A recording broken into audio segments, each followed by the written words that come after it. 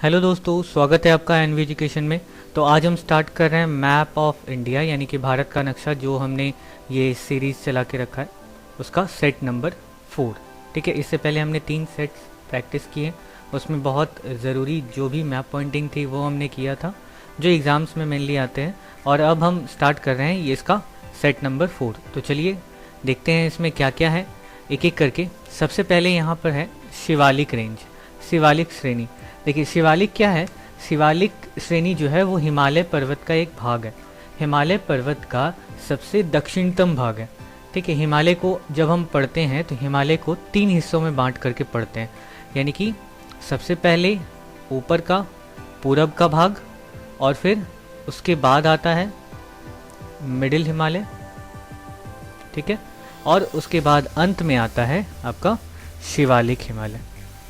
ठीक, तो हिमालय को हम 3 भागों में बांटते हैं, उत्तर से लेकर के दक्षिण तक, पढ़ाई के हिसाब से, ताकि हम इसको अच्छे से समझ पाएँ। तो सबसे पहले ऊपर वाले हिमालय का नाम है आपका ग्रेटर हिमालय। ठीक है, तो सबसे पहले ऊपर वाले का नाम क्या है, तो इसका नाम है ग्रेटर हिमालय या महान हिमालय इसको कहते हैं हिंदी में। बीच वाले का नाम है लघु हिमालय या मध्य हिमालय इसको कहते हैं, इसी को लघु भी कहते हैं और मध्य भी कहते हैं। ध्यान रखिएगा, लघु मतलब वैसे छोटा होता है, इसका मतलब ये नहीं कि नीचे वाले की बात हो रही है। लघु हिमालय या मध्य हिमालय इसको कहते हैं। और लास्ट में आती है बारी शिवालिक हिमालय की, जो सबसे दक्षिणतम भाग है हमारी हिमालय पर्वत का। ठीक है, इसे ही कहते हैं हम क्या, शिवालिक श्रेणी या शिवालिक हिमालय। ओके, तो हमने हिमालय के तीनों भागों के बारे में जाना, लेकिन हमें यहाँ पे मार्क क्या करना था, हमें मार्क करना था शिवालिक श्रेणी। तो चलिए इसको इरेज करते हैं और शिवालिक भाग को सिर्फ हमारे इस नक्शे में बनाते हैं। तो आशा करता हूँ कि आपको हिमालय के बारे में जानकारी जितनी ज़रूरत है उतनी तो मिल ही गई है। तो चलिए इसमें शिवालिक हिमालय बनाते हैं, यानी कि शिवालिक हिमालय जो है वो क्या है, वो ये वाला हिस्सा है। ठीक है, तो इसे हम लिख देंगे यहाँ पर शिवालिक हिमालय, शिवालिक हिमालय या शिवालिक श्रेणी। ठीक है, अच्छा नेक्स्ट है लोकटक झील। देखिए लोकटक झील जो है वो भारत के पूर्वोत्तर भाग में मौजूद एक झील है। ठीक है, भारत के पूर्वोत्तर भाग में ये कहाँ पे है, तो ये है मणिपुर में, ये है मणिपुर में एक झील। तो चलिए हम इस झील को नक्शे में देखते हैं, नक्शे में ये झील जो है वो कहाँ पर मौजूद है। तो आप यहाँ देख रहे हैं, ये रहा मणिपुर। मणिपुर में अगर मैं यहाँ पर जूम करता हूँ तो यहाँ पे आप देख सकते हैं, ये जो आपको झील दिख रहा है, ये जो आपको झील दिख रहा है यही है लोकटक झील। ठीक है, इसे ही कहते हैं लोकटक झील। और ये कहाँ पर है, ये मौजूद है मणिपुर में, भारत के मणिपुर राज्य में ये मौजूद है। ठीक है, तो चलिए अब हम बनाते हैं हमारे नक्शे में, मतलब मैप पॉइंटिंग के भाग में, कि कहाँ पर है ये मणिपुर झील। तो यहाँ मणिपुर कहीं यहाँ पर है, तो हम यहाँ पर बना देंगे, ये रहा हमारा लोकटक झील। ठीक है, तो लिख देते हैं ये क्या है, लोकटक झील।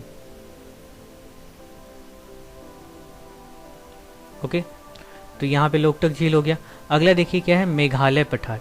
मेघालय पठार मुख्य रूप से पूरे के पूरे मेघालय में फैला हुआ पहाड़ियों का एक झुंड है।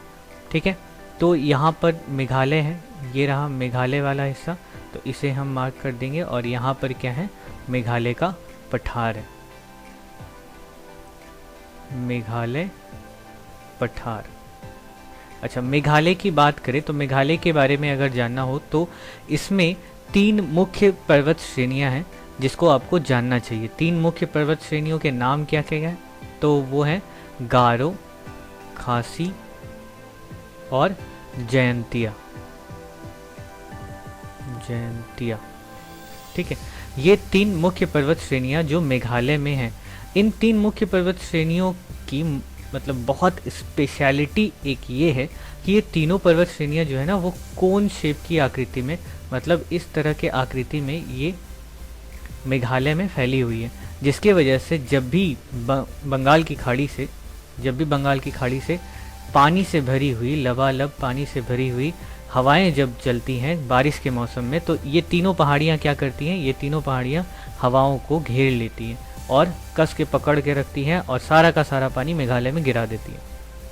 अब इसके वजह से मेघालय में एक ऐसा जगह है जिसका नाम है पहले चेरापूंजी हुआ करता था, अभी क्या है, मोसेनराम। ठीक है, मोसेनराम, जहाँ पर विश्व में सबसे ज़्यादा बारिश रिकॉर्ड की जाती है। 2000 सेंटीमीटर से भी ज़्यादा बारिश यहाँ पर होती है। ओके, तो विश्व में सबसे ज़्यादा बारिश होती है मोसेनराम में।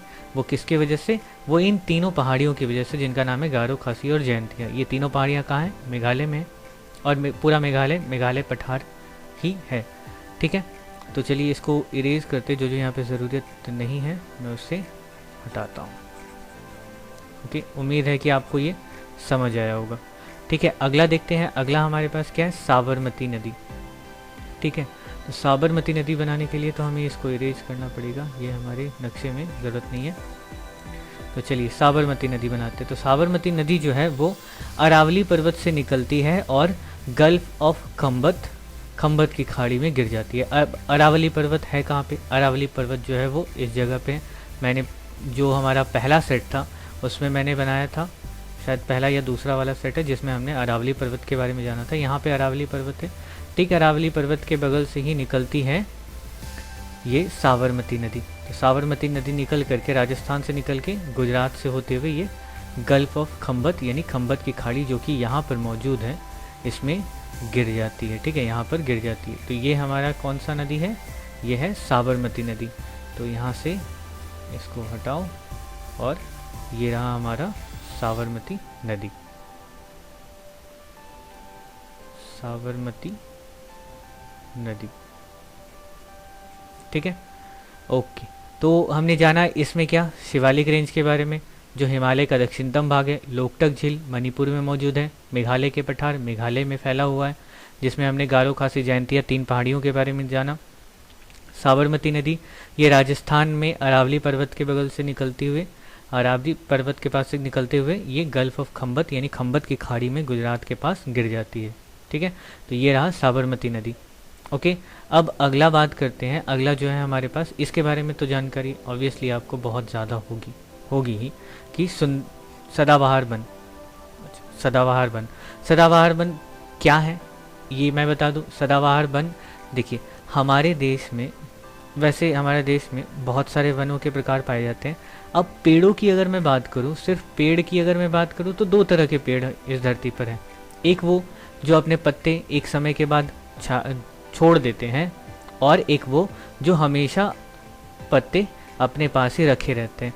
ऐसा है जैसे क्या होता है, सर्दियों में लोग नहाते नहीं हैं, हमेशा वही कपड़े पहने रहते हैं, और कुछ जो बहादुर लोग होते हैं वही अपने कपड़े उतार करके नहाते हैं, कपड़े बदलने का काम करते हैं। तो ये ऐसे पेड़ होते हैं सदाबहार वन में जो कभी भी नहाते तो हैं ऑब्वियसली, लेकिन अपने कपड़े कभी नहीं बदलते, मतलब अपने ऊपर सारे के सारे पत्ते जो हैं वो जैसे के तैसे रखे रहते हैं। सदाबहार वन ऐसे इलाकों में होता है जहाँ पे बारिश भी बहुत ज़्यादा हो, वर्षा बहुत ज़्यादा हो, और साथ साथ गर्मी भी ठीक ठाक मिलती हो। ठीक है, लगभग 24 डिग्री सेंटीग्रेड का तापमान यहाँ पे होता हो और बारिश 200 सेंटीमीटर से ज़्यादा होता हो। ठीक है, अब ऐसी स्थिति कहाँ पे होती है, तो ऐसी स्थिति हमारे उत्तर पूर्वी भाग में बहुत ज़्यादा होती है। तो इस इलाके में खास करके ये वाला जो इलाका है यहाँ पर, और मेघालय को इंक्लूड करें तो यहाँ पर है सदाबहार वन। और साथ साथ सदाबहार वन जो है पश्चिमी घाट के पश्चिम की तरफ है। क्यों? क्योंकि यहाँ पे पश्चिमी घाट का पहाड़ है, और जब भी अरेबियन सी से, अरब सागर से बादल आते हैं तो ये पश्चिमी घाट के पहाड़ क्या करते हैं, इस जगह पर ही बारिश करवा देते हैं पूरे के पूरे बादलों से। तो ये भी जो क्षेत्र है ये भी एक सदाबहार वन का क्षेत्र है। तो आप मुख्य रूप से इस चीज़ को याद रखिएगा, इम्पॉर्टेंट है, यहाँ पर सदाबहार वन पाए जाते हैं। ठीक, तो मैं इसको मार्क करता हूँ, यहाँ पर क्या है, सदाबहार वन। ओके, अच्छा, गुलाबी शहर की बात करें तो गुलाबी शहर कहते हैं राजस्थान के जयपुर को। ठीक है, राजस्थान के जयपुर को पिंक सिटी या गुलाबी शहर के बारे में, गुलाबी शहर के नाम से जाना जाता है। ठीक है, तो ये राजस्थान आखिर है कहाँ पे? राजस्थान तो यहाँ है। अब राजस्थान में जयपुर कहाँ पे है, यानी पिंक सिटी कहाँ पे? तो ये लगभग दिल्ली के बहुत ज़्यादा करीब यहाँ पर कहीं जयपुर है। ठीक है, तो यहाँ पर है जयपुर यानी पिंक सिटी। ठीक है, पिंक सिटी। ठीक है, गुलाबी शहर भी इसको कहते हैं। अब इसे गुलाबी शहर कहते क्यों हैं? देखिए, एक समय जब भारत पर अंग्रेजों का शासन था, तो उस समय रानी विक्टोरिया के पतिदेव यहाँ पे आने वाले थे, जयपुर में आने वाले थे। तो जयपुर को पूरी तरह से गुलाबी रंग से रंग दिया गया था। जयपुर को गुलाबों से, मतलब गुलाबी रंग से पूरे इलाके को रंग दिया गया था, जिसके वजह से जो क्वीन विक्टोरिया के हस्बैंड हैं, उन्होंने इस जगह को पिंक सिटी के नाम से संबोधित किया। ठीक है, तभी से जा कर के जयपुर का नाम पिंक सिटी के रूप में बहुत ज़्यादा मशहूर है। ओके, तो आपको पता चला यहाँ पे जयपुर राजस्थान में, जिसका निक नेम है पिंक सिटी। अच्छा, निक नेम के बारे में अगर मैं बताऊँ तो बहुत सारे शहर हैं जिनके अलग अलग नाम हैं। जैसे कोलकाता को सिटी ऑफ पैलेस कहते हैं, सिटी ऑफ जॉय कहते हैं। इस तरह से बहुत सारे शहर हैं जिनको अलग अलग नामों से बुलाया जाता है। तो नीचे डिस्क्रिप्शन बॉक्स में एक लिंक दिया हुआ है, एक PDF का लिंक है, आप उसे डाउनलोड कर लीजिए। उसमें भारत के जितने महत्वपूर्ण शहर हैं जिनके निक नेम्स हैं, जिनके अलग अलग उनके उपनाम हैं, उनके बारे में आपको जानकारी मिल जाएगी उसमें से। तो आप उस PDF को डाउनलोड करके देख सकते हैं। ओके, तो चलिए आगे बढ़ते हैं। यहाँ पे दक्षिण भारत का वृष्टि छाया प्रदेश। अब वृष्टि छाया प्रदेश क्या होता है? वृष्टि छाया प्रदेश की बात करें तो ये मैंने पहले भी बताया है कि सपोज कीजिए कि यहाँ पर क्या है, यहाँ पर समुद्र है, इस तरफ पूरा का पूरा समुद्र है, और समुद्र के सामने यहाँ पर कोई पहाड़ी आ गई है। ठीक है, यहाँ पे अगर कोई पहाड़ है तो समुद्र से उठने वाली गर्म हवाएं जैसे जैसे ऊपर जाएंगी, ऊपर जाकर के बादल बनाएंगी। अब ये बादल जब आगे ज़मीन की तरफ बढ़ना शुरू होगा तो ये पहाड़ क्या करेंगे, ये पहाड़ जो है वो इन बादलों को रोकेंगे, जिसकी वजह से बादल और ऊपर बढ़ते हैं, और ऊपर बढ़ने की वजह से बादल और ठंडे हो जाते हैं। ठंडे होकर के इनका पानी भारी हो जाता है और ये बारिश कर देते हैं। ठीक है, तो बारिश किस तरफ हो गई? बारिश जिस तरफ समुद्र है ठीक उसी तरफ हो गई। अब जब बादल का पानी ख़त्म हो जाता है तब बादल जो है इस पहाड़ को पार करके आगे बढ़ना शुरू होते हैं। अब आगे बढ़ते तो हैं, बादल बहुत सारे जाते हैं, बहुत काले काले जाते हैं, लेकिन इन काले बादलों में, इन घने बादलों में पानी की बहुत कमी हो जाती है, क्योंकि इन्होंने अपना सारा पानी तो इस तरफ गिरा दिया। अब गिरा दिया या गिरवा दिया गया, ये तो सिचुएशन पे डिपेंड करता है। ठीक है, लेकिन फिर भी इनके पास अब पानी बचा नहीं है, तो पहाड़ के दूसरे तरफ के भाग में बादल भर भर के जाते हैं, लेकिन उनमें पानी नहीं भरा होता, जिसकी वजह से इस जगह पर ज़रा सा भी बारिश नहीं होती। तो पर्वत का दूसरा वाला भाग, पर्वत के दूसरे तरफ का भाग जहाँ पे बादल जाते हैं लेकिन बारिश नहीं हो पाती, उस जगह को कहते हैं वृष्टि छाया प्रदेश। अब यहाँ पर हमारे देश में वृष्टि छाया प्रदेश की स्थिति बहुत जगह पे बनती है। तो वृष्टि छाया प्रदेश का सबसे बेहतरीन अगर उदाहरण दें तो पश्चिमी घाट के ठीक पूरब वाला हिस्सा। ठीक है, पश्चिमी घाट के ठीक पूर्वी भाग जो है, ये वाला जो भाग है, यहाँ पे आंध्र प्रदेश, कर्नाटक,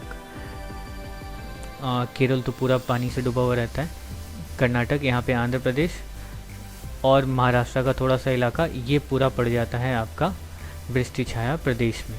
ठीक है, ये पूरा है वृष्टि छाया प्रदेश का हिस्सा। तो चलिए मैं इस पश्चिमी घाट के पर्वत को हटाता हूँ और ये हमारा क्या है, वृष्टि छाया प्रदेश है। ठीक है, तो ये है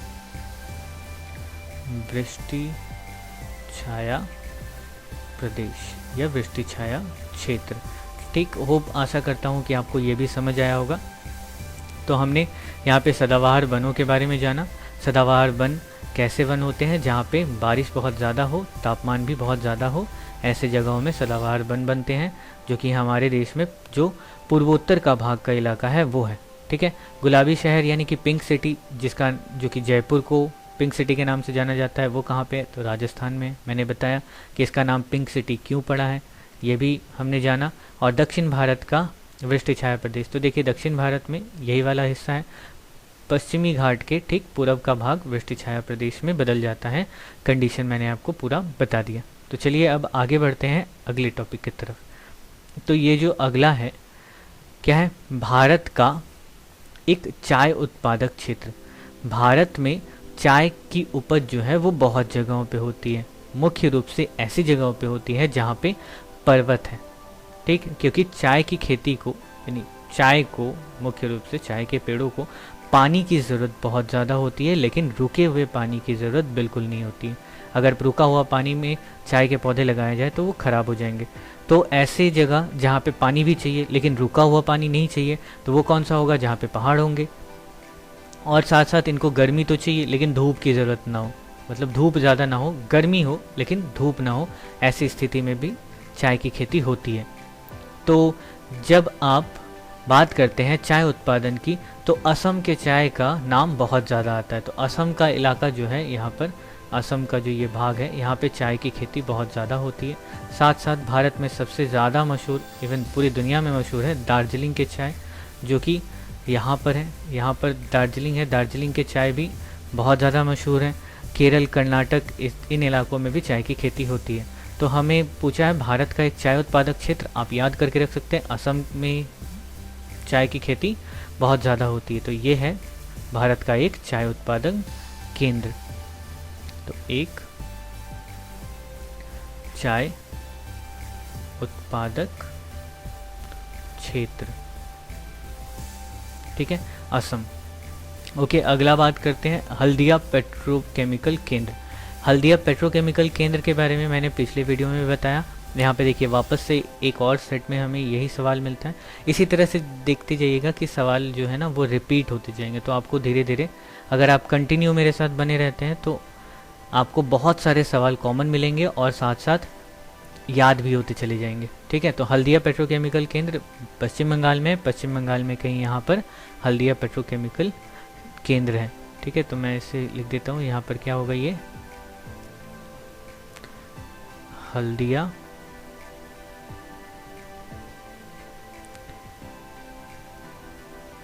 पेट्रोकेमिकल केंद्र, ठीक है, यहाँ पर है। अच्छा, मुंबई शहर, मुंबई आप लोगों को पता है महाराष्ट्र की राजधानी है और ये पश्चिम में है, अरेबियन सी के ठीक पास में। मुंबई एक आइलैंड भी है, ठीक है। मुंबई एक बात करें सही में अगर आप मुंबई को देखेंगे गूगल मैप में भी जाकर के अगर आप देखते हैं तो आपको दिखेगा कि मुंबई जो है वो एक आइलैंड है, ठीक है। तो मुंबई कहाँ पे है, मुंबई कुछ यहाँ पर है। तो मैं इसको रेड से मार्क करता हूँ, चलिए। तो यहाँ पर है कहीं मुंबई या बम्बई, बम्बई तो अभी नहीं कहते हैं इसको, मुंबई कहते हैं, ठीक है। ओके, तो हमने आज 10 पॉइंट्स जाने मैप के बारे में और भी डिटेल चीज़ें जानी हैं इसमें। आपको अगर निक नेम वाला जो PDF है अगर वो चाहिए तो नीचे डिस्क्रिप्शन बॉक्स में है, मौजूद है, आप उसे डाउनलोड करके पढ़ सकते हैं। आपको बहुत सी चीज़ें, बहुत सी इंटरेस्टिंग चीज़ें पता चलेंगी बहुत सी जगहों के बारे में। ओके, तो चलिए अभी के लिए इतना ही, बाय बाय, टेक केयर। तो एक छोटा सा अनाउंसमेंट है, अगर आप हमारे चैनल को सपोर्ट करना चाहते हैं तो आप यहाँ नीचे सब्सक्राइब के बगल में ज्वाइन बटन है, इस ज्वाइन बटन पे क्लिक करके सिर्फ 59 रुपीज़ मंथली पे करके हमें सपोर्ट कर सकते हैं।